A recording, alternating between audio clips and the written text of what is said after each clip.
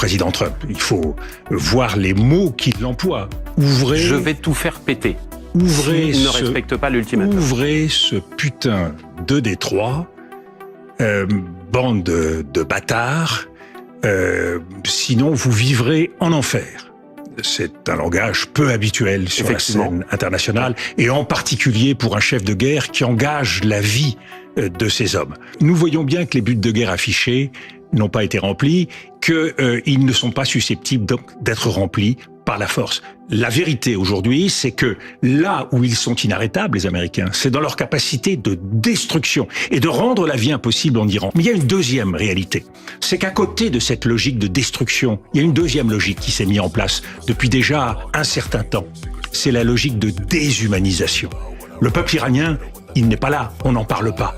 On ne parle pas de tous ceux qui perdent la vie dans cette guerre, de tous ceux qui se retrouvent dans des conditions de vie effroyables, plus d'1 million de réfugiés au Liban. Ces femmes, ces enfants ne sont rien à côté de la cible prétendument visée, un terroriste ici, un terroriste là, et au nom de ces cibles, eh bien, cette déshumanisation de la guerre, elle est totale. Nous voyons bien que la guerre est aujourd'hui dans les mains de gens dont on peut s'interroger sur leur équilibre.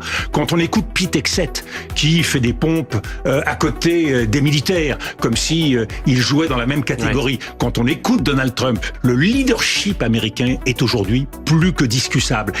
Ce n'est pas ma pensée que j'exprime, c'est le regard des 3/4 de l'humanité. Personne ne comprend ce que les Américains vont faire dans cette galère. C'est ça la réalité de cette affaire inouïe. Alors ça fait de beaux plateaux de télévision, ça fait des images formidables, ça fait des histoires et des récits étonnants avec des pilotes qu'on va rattraper au milieu du désert, mais la réalité de cette guerre, elle nous renvoie à quelque chose de très cru et de très absurde, et en tout cas de totalement inhumain.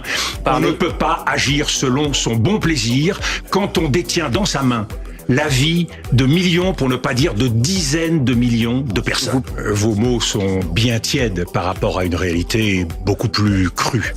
Cette réalité, c'est par tous les moyens assurer la sécurité d'Israël, sans limite, quelles que soient les destructions réalisé. C'est le cas au Liban, c'est le cas en Syrie, c'est aujourd'hui le cas en Iran. Benjamin Netanyahou ne veut pas entendre parler d'objectifs politiques, il ne veut pas d'un État palestinien, il ne veut pas d'un compromis avec l'Iran qui placerait Israël en situation d'avoir à garder un rapport de force avec l'Iran. Quand on voit que cette loi est passée à la Knesset, qu'il a débouché de champagne, on voit bien qu'on est, alors là, clairement, il n'y a pas d'autre mot que celui-là, dans une logique d'apartheid. Notre espoir, c'est la démocratie. Notre espoir, c'est de ne pas infantiliser nos peuples. Notre espoir, c'est de rester capable de mener des politiques humaines, c'est d'être capable de mener le monde avec réalisme. C'est les 3/4 de la planète qui sont en attente d'un leadership européen. Mais le problème, c'est que ce ne sont pas les